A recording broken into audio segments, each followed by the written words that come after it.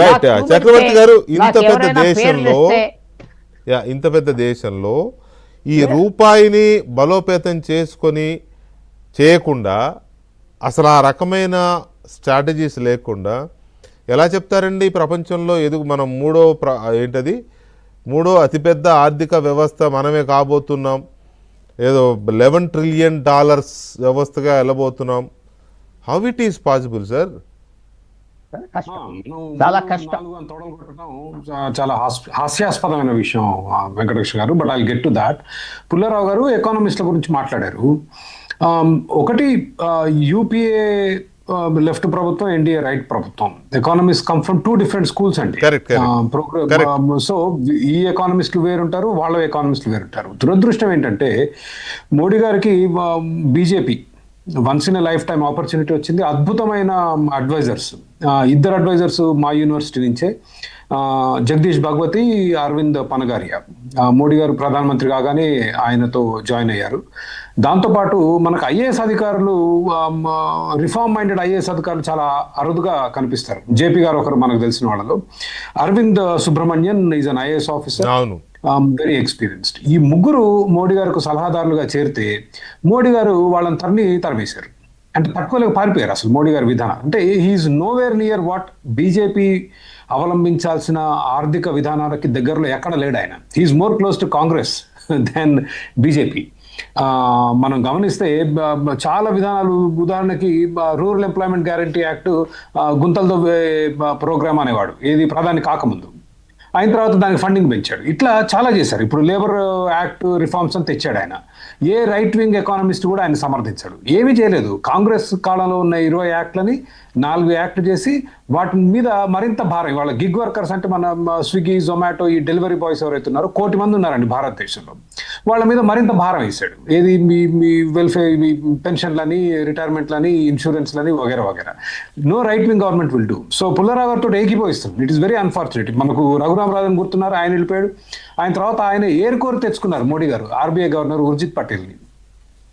కొద్ది రోజులు చేసి తట్టుకోలేక పారిపోయాడు. చివరికి ఏంటంటే మోడీ గారు ఇప్పుడు ట్రంప్ ఏ విధంగా అయితే ట్రంప్ క్యాబినెట్లో అతను ఏదన్నా సై అంటారు పక్కన. ఒక తప్పు అని చెప్పేవాడికి ధైర్యం ఉండదు, ఎవరు ఉండరు.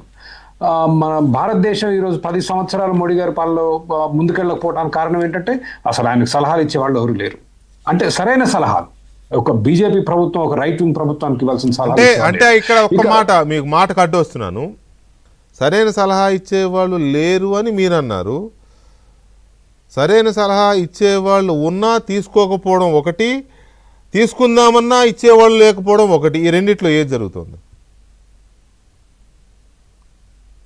ఆయన సలహాలు ఇచ్చేవాళ్ళు ఎవరైతే ఖచ్చితంగా ఆయన మెప్పు కోసం కాకుండా దేశానికి ఏదైనా సరైన విధానం అని చెప్పే వాళ్ళని దగ్గర రాకుండా దూరం చేశాడు.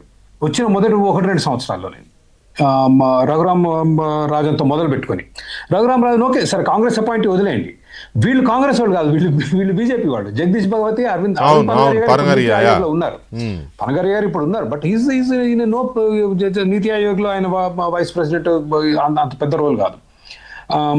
అరవింద్ సుబ్రహ్మణ్యం కూడా అంతే. వీళ్ళు బీజేపీ వాళ్ళు, they are right wingers. Raghuram Rajan అంటే సరే వదిలేండి. ఉర్జిత్ పటేల్ నువ్వు తెచ్చి పెట్టుకున్నావుగా ఆర్బీఐ గవర్నర్గా, ఎందుకు పారిపోయాడు?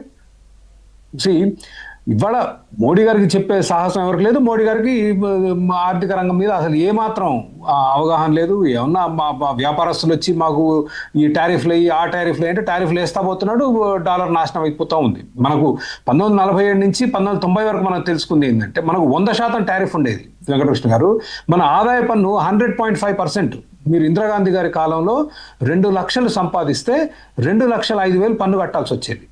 This is not, I'm not making joke కాదు. మీరు సంపాదించిన దానికంటే అదనంగా ఇంకేమైనా ఆస్తులు అమ్ముకో ట్యాక్సులు కట్టాలి.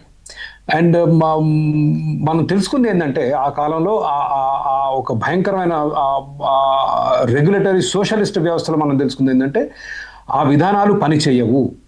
దాని తర్వాత నరసింహారావు వచ్చి టారిఫ్లు తగ్గించారు. 40% income tax highest was 40% under PV Narasimha Rao గారు. ఎగుమతులు దిగుమతులు కూడా ఆంక్షలు తగ్గిస్తే మనం చూసాం, మన కళ్ళ ముందే జరిగింది విప్లవం, ఆర్థిక విప్లవం మన కళ్ళ ముందే వచ్చింది. అండ్ దాని మీద ఈ రోజు బతుకుతున్నాను నేను ఇందాక చెప్పినట్లు. ఇక మూడవ అతిపెద్ద ఎకానమీ అనేది బూత్ అండి. అసలు మనం వీఆర్ ఎట్ 140 ప్రపంచంలో నాకు తెలిసి 190 దేశాలు ఉన్నట్టున్నాయి. మన పర్ క్యాపిటల్ అంటే సగటు భారతీయుడు ఇతర దేశాలతో పోలిస్తే మన జీవన ప్రమాణాలు ఎట్లా ఉన్నాయి? ఇదే నాకు మెయిన్ డౌట్ కూడా ఇదే. అసలు ఈ రకంగా రూపాయి పడిపోయినప్పుడు, అన్ని రకాల కీలకమైన సెక్టర్స్ అన్ని ఎఫెక్ట్ అవుతున్నప్పుడు, సామాన్య మధ్యతరగతి మానవుడి జీవితమే క్లియర్గా ఎఫెక్ట్ అవుతున్నప్పుడు మనం ఎలా బలమైన ఆర్థిక వ్యవస్థ అవుతాము? చెప్పుకుంటే అవుతుందా? కాదు కదా.